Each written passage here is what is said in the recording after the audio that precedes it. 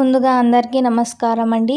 సాయి దివ్య ఆశీస్సులు మనందరిపై ఉండాలని కోరుకుంటూ, ఈరోజు సాయిబాబా గారు మనకిస్తున్న సందేశం ఏంటంటే, బిడ్డ ఆకలితో నిలబడి ఉన్నాను, తలుపు తెరిచి దయచేసి కొద్దిగా అన్నం పెడతావా? సాయిబాబా గారు ఈ సందేశాన్ని ఎందుకు ఇస్తున్నారో ఒక కథ ద్వారా మనం తెలుసుకుందాం. కథ పేరు సాయిబాబా కృప. విశ్వాసం ఉన్నవారికి దేవుడు ఎప్పుడూ తోడుగా ఉంటారు. ఇక ఆలస్యం లేకుండా కథలోకి వెళ్దాం. శ్రీ సచ్చిదానంద సద్గురు సాయినాథ్ మహారాజ్కి జై. షిరిడి దగ్గర ధరంపూర్ అనే చిన్న గ్రామం ఉండేది. ఆ గ్రామంలో కేశవ్ అనే రైతు తన భార్య లక్ష్మి, కుమార్తె రాధతో కలిసి జీవించేవాడు. అతనికి ఒక చిన్న పొలం ఉండేది. తను ఎంతో కష్టపడితేనే ఆ పంటను సాగు చేయగలిగేవాడు. కానీ చివరి 2 సంవత్సరాలుగా వరుసగా కరువు వచ్చింది. వర్షం లేకపోవడంతో పొలంలో పంట ఎండిపోయింది. అప్పుల భారంతో కుటుంబాన్ని పోషించడానికి కూడా మార్గం కనిపించలేదు. కేశవ్ ఎన్నో రాత్రులు నిద్రపోకుండా తన భవిష్యత్తు గురించి ఆలోచించేవాడు. ఈ ఏడాది పంట పండకపోతే మన కుటుంబం ఎలాగ పస్తులుండేది? దేవుడు కూడా మనల్ని మర్చిపోయాడేమో అని బాధపడేవాడు.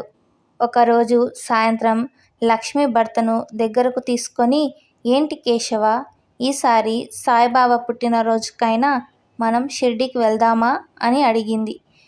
కేశవ్ కోపంతో, ఇప్పటి పరిస్థితుల్లో దేవుణ్ణి చూసుకోవడం ముఖ్యం కాదు, మన బతుకు బాగుండాలి, దేవుణ్ణి పూజించినా నమ్మినా ఏమీ మారడం లేదు అని విరుచుకుపడ్డాడు. అది విన్న రాధ కన్నీళ్లు పెట్టుకుంది. ఆమె చిన్నదైనా, నాన్న, నేను సాయిబాబా భక్తురాల్ని, బాబా తప్పకుండా మనకు సహాయం చేస్తారు అని చెప్పింది. ఒక అనుకోని అతిథి. ఆ రాత్రి గాలి బలంగా వీచింది. అంతా నిద్రపోయాక కేశవ్ మాత్రం నిద్రపోవడం లేదు. అప్పుడే గడప దగ్గర తలుపు తట్టిన శబ్దం వచ్చింది. కేశవ్ తలుపు తెరిచి చూశాడు. బయట ఓ వృద్ధుడు నిలబడి ఉన్నాడు. అతను దాదాపు 70 ఏళ్ల వయసులో ఉన్నాడు. చేతిలో ఒక చిన్న కంచపు జడ పట్టుకొని, ఒక చేత్తో దండం తిప్పుకుంటూ చిరునవ్వుతో ఓం సాయిరాం అని పలికాడు. ఊరు బయట ఉన్న కొంత దూరం నడవాల్సి వచ్చింది. నాకు కాస్త తినటానికి ఏమైనా ఉందా అని అడిగాడు. కేశవ్ తొందరగా తన భార్యను లేపాడు. లక్ష్మి కొన్ని రొట్టెలు, పాల గ్లాస్ తీసుకొచ్చింది. ఆ వృద్ధుడు తిన్నాక, దయచేసి ఈ బిచ్చగాడిని ఓ చిన్న చోటులో నిద్రపోనివ్వండి అని అడిగాడు. కేశవ్ చిన్నపాటి కోపంతో, ఏం చేస్తాం, మన దగ్గర ఏముంది అనుకున్న తన భార్య, అతను దేవుడి రూపంలో మన ఇంటికొచ్చాడనుకో అని చెప్పడంతో అంగీకరించాడు. అనుకోని అద్భుతం. రాత్రి మొత్తం గాలులు గట్టిగా వీచాయి. తెల్లారేసరికి పెద్ద వాన మొదలైంది. పొలాలకు మంచినీరు అందింది. కేశవ్ పొలానికి వెళ్ళి చూస్తే ఆశ్చర్యపోయాడు. రాత్రి ముంపు పొంగిన నది నీటిని తన పొలానికి మళ్లించింది. తన పొలం మొత్తం తడిసి పంటలు నయంగా తయారయ్యాయి. ఆ ఆనందంతో ఇంటికి వెళ్ళాడు. ఓం సాయిరాం, ఇది నిజంగా అద్భుతం అని అనుకున్నాడు.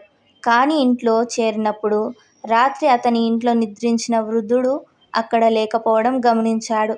తన భార్య లక్ష్మి గదిలోకి వెళ్ళి చూసింది. అక్కడ తలపాగా, పూజా మండపం దగ్గర ఒక చిన్న విభూది బాబా ప్రసాదంగా ఇచ్చి పాదుకలు మాత్రమే కనిపించాయి. కేశవ్ కన్నీళ్లతో, బాబా నన్ను పరీక్షించాడని తెలుసుకోలేకపోయాను, నీవు నిజంగా ఉన్నావు బాబా అని కూలిపోయాడు. విశ్వాసం కలిగిన మార్పు.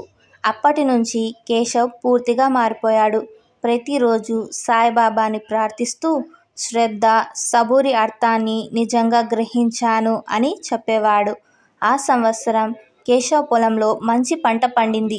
అప్పులు తీర్చాడు. తన కుటుంబం మళ్ళీ సంతోషంగా జీవించడం మొదలుపెట్టింది. అంతా సాయిబాబా దయ వల్లే జరిగిందని అతనికి అర్థమైంది. ఈ కథ మనకొక గుణపాఠాన్ని నేర్పుతుంది. విశ్వాసం మరియు ఓర్పు ఉంటే ఏ కష్టమైనా దాటవచ్చు. సాయిబాబా భక్తులకు ఎప్పుడు తగిన సమయానికి అండగా ఉంటారు.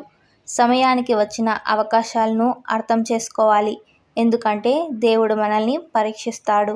విన్నారుగా, కేశవ్ జీవితంలో జరిగిన సాయి లీలా అనుభవాన్ని, ఇలాంటి సాయి లీలా అనుభవాలు మీ నిజ జీవితంలో కూడా జరిగి ఉంటే కమెంట్ బాక్స్లో మాతో పంచుకోండి. నెక్స్ట్ వీడియో మీ కథను వీడియో చేసేలాగా నేను ప్రయత్నిస్తాను. మొదట సాయిబాబా సందేశం మనకేమిచ్చారు?